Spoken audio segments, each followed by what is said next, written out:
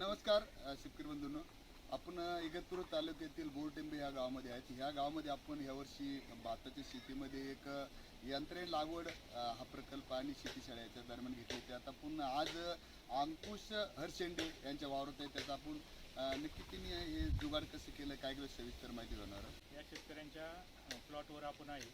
या ठिकाणी आपण कृषी विभागामार्फत शेतीशाळा तसेच यांत्रिकरणाचं भाताचं पीक प्रात्यक्षिक दिलेलं आहे. तर यांचं आपण 4-5 दिवसापूर्वी यांना बेड कसे तयार करायचे SRTसाठी तर त्याचा डेमो दिला होता. आज आपण या टोकन यंत्र 3 टोकन यंत्र एकत्र करून आपण त्यांना कशा प्रकारे त्याचे सोईंग करायचं म्हणजे जी साच्याच्या SRTमध्ये आपण साच्या वापरून माणसाने ज्यावेळेस बी टाकतो त्याच्याऐवजी आपण हे 3 जे टोकन यंत्र आहे त्याचे एकत्र केलेले आहे आणि त्याच्या साहाय्याने आपण यांना पेरणी करण्यास सांगितलेले आहे. तर आपण जे शेतकरी अंकुश हरशेंडे त्यांच्याशी आपण याच्याबाबत चर्चा करू. तर मला इथं सांगा, तुम्हाला हे रान तयार करायला बेड तयार करायला किती वेळ लागला किंवा किती खर्च आला? तर मला बेड तयार करायला म्हणजे मी पॉवर टेलर घेतलेला आहे छोटा.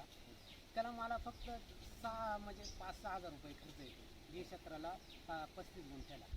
तर मला फक्त त्याला 150 रुपये खर्च आलेला आहे. आज नागरणं परत वखरणं परत हे तासं पाडणं फक्त 150 ते 200 रुपये खर्च येतो. म्हणजे तुमच्या घरचं यंत्र आहे हो. तुम्हाला डिझेलचाच खर्च आला. खाली डिझेलचं बरोबर. खर्च. आता त्यानंतर आपण जे तुम्ही याच्या साहाय्याने लागवड केली बरोबर, तर याला किती वेळ लागला तुम्हाला?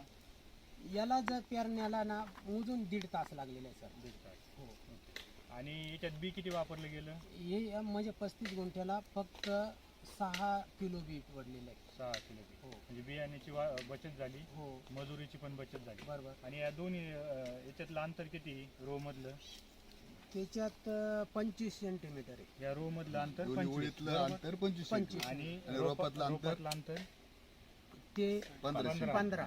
म्हणजे आपलं जे 25/15 हे जे हे 4 ओळीतलं अंतर म्हणजे हो. आपण जे म्हणतो ना 4 सूत्री, तर त्यातलं ते मेंटेन होत आहे तुमचं बरोबर. बरोबर. मग आता मला एक सांगा, हे करताना तुम्ही आपण इथं 5 रो लावणार होतो बरोबर, 5 बरोबर. रांगी. बरोबर. तर ते कशा लावल्या तुम्ही नेमक्या? नाही, जे वेळेस आपण हे इकडनं 3 नेलेले सर हो.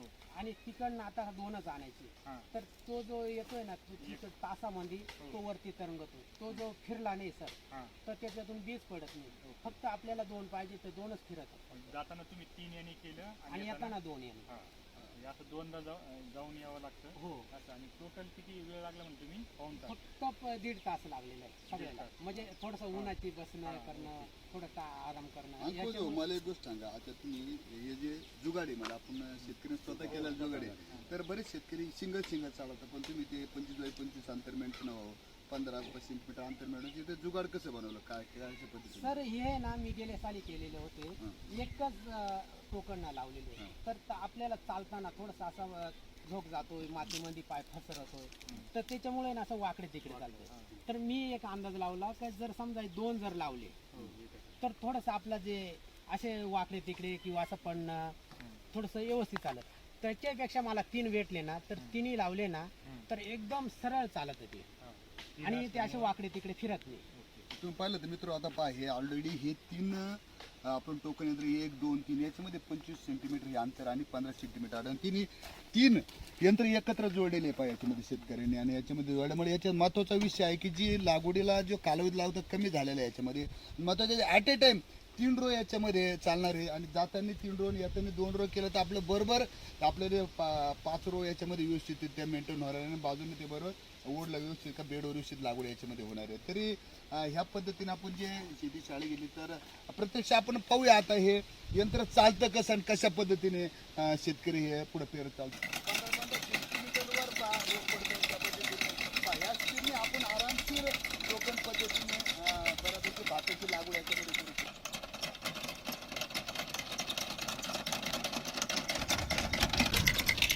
विडीसाईडचा वापर कसा करायचा थोडक्यात म्हणजे याच्यामध्ये 2 विडीसाईड आपण वापरू शकतो. एक प्री इमर्जन्स म्हणजे तण यायच्या आधी तण यायच्या नंतर. तर आपण प्रत्यक्ष शेतकऱ्यांशी चर्चा करूया.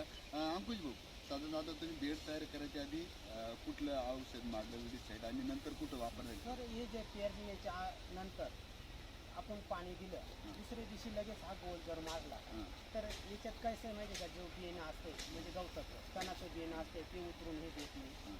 आणि त्याच्यानंतर 15 दिवसानं आपला तण जर बारीक बारीक उतरला हां. तर गोल्ड मिलेनी गोल्ड हां. तो जो हा मारला हां. तर तो गवत मारतो. म्हणजे आपल्याला जी निंदणी करायची त्याचा फायदा आहे एक पहिला. आणि त्याच्यानंतर जर 15 दिवसानं जर अजून म्हणजे 30 दिवसानं रोप झाल्याचे 30 दिवसानं जर उतरला जर तण बारीक बारीक तर त्याच्यातून जर अजून एक हात घेतला तर गवत होतच नाही. असं मी गेले साली पण केलेले आणि यंदा पण तसंच करणार आहे. ठीक आहे मित्र, आपण पाहिलं असेल ह्या पद्धतीनं आपण जर लागवड केली तर सर्वात महत्त्वाचा विषय आणि एल निनोचं जे संकट आहे याच्यावर आपण 100% मात करू शकतो. पहिलं म्हणजे आपण पाण्याची कमतरता असणार आहे, याच्यामध्ये आपण बेड व्यवस्थित केले, त्याच्यावर या पद्धती आपण टोकन पद्धतीने लागवड केली, त्याच्यात 4-5 गोष्टी आपल्याला महत्त्वाचं म्हणजे लेबरचा खर्च कमी होणार आहे, लागवडीचा खर्च कमी होणार आहे, तुमचा कमी पाण्यामध्ये सुद्धा आपण चांगल्या प्रकारे उत्पन्न. सर्वात महत्त्वाचं म्हणजे विडीसाईड जर टायमावर जर वाढले तर 100% हे तंत्रज्ञान आपल्याला 100% यातून शिकू शकतो. म्हणून यावर्षी सगळ्यांना आम्ही विनंती करतो, तालुका कृषी अधिकारी इगतपुरीच्या वतीने जेवढे शेतकरी भातावाले आमच्या तालुक्यात सर्वांना आम्ही विनंती करतो की ह्या अंकुश भाऊनी जी पद्धती वापरली त्या पद्धतीने आपण शेती यावर्षी करणं गरजेचं आहे, तरच आपण त्या एल निनो संकटातून वाचू शकतो. कारण यावर्षी पावसाचं प्रमाण फार कमी आहे. त्याकरता सर्वात महत्त्वाचं आहे की कमी वेळेत येणाऱ्या जाती आपण सिलेक्ट केल्या पाहिजे. दुसरं महत्त्वाचं म्हणजे ह्या पद्धतीने चिखलनीची वाट यावर्षी कोणीच पाहू नका, याच्या धोरणीमध्येच तुम्ही बियाणं लावून घ्या. ह्या पद्धतीने टोकं पद्धतीनंतर पाणी जसं आवलं त्यावर पाणी दिलं तर 100% कमी याच्यात आपण करू शकतो. बेड तयार करताना आपल्या जो बेड आहे हा 1 मीटरचा आहे. त्याच्यावरती 5 रोमध्ये आपण 25 बाय 25 अंतरावरती या टोकन यंत्राने लागवड केलेली आहे. आणि यासाठीचं जे DSR आहे तर याचं मेन मूळ यंत्र काय आहे तर आपला बेड तयार करणे, गादी वाफ्यावर लागवड करणे. आणि ह्या टोकन यंत्राच्या मार्फत त्याची लागवड केल्यामुळं जे आपण पारंपरिक पद्धतीने साचा आणि नंतर मागं 2 मजुरांनी करत होतो तर त्या याच्यासाठी 3 मजूर लागत होते. तर याच ठिकाणी आपण यांचं 35 गुंठे क्षेत्र हे त्यांनी 1.5 तासात लागवड केली आणि ती पण एकाच मजुराच्या साहाय्याने. त्याच्यामुळं मजुरी जी ती कमी लागन. आणि त्यानंतर जे सांगितलं यांनी तणनाशकाचा जो वेळेत पेरणीनंतर 12 तासाच्या आधी गोल वापरणार आहे त्याच्यामुळं जो तणाचा पण प्रादुर्भाव कमी होईल. आणि मेन उद्देश जो आपला सध्या एल निनोचा जो हे दिसतोय त्या पार्श्वभूमीवर जी काही काळजी घेण्याची गरज आहे म्हणजे जे डायरेक्ट सीडेड राईस म्हणजे पेर भात करण्याची गरज आहे. तर हे पेर भात केल्यामुळं चिखलणी आणि त्याच्यावर होणारा खर्च आणि जो चिखलणीसाठी लागणारा पाऊस याची वाट पाहण्याची गरज नाही. तर आपण डायरेक्ट हे जर केलं पेर भात तर यांनी ज्या काही सुरुवातीच्या पावसात त्यातसुद्धा भात उतरून येईल आणि चांगल्या प्रकारे जो 110 ते 120 दिवसाचे जर वाण सिलेक्ट केले आपण तर शेतकरी बंधूंना वेळेत परतीच्या पावसाच्या आत आपला भात ताब्यात मिळेल आणि चांगले उत्पादन मिळेल. एल निनोचं जे संकट आहे त्याच्यावर कशी मात करता येईल त्या पद्धतीने आपण त्या दृष्टिकोनातून या भात शेतीकडे पाहतो. नमस्कार.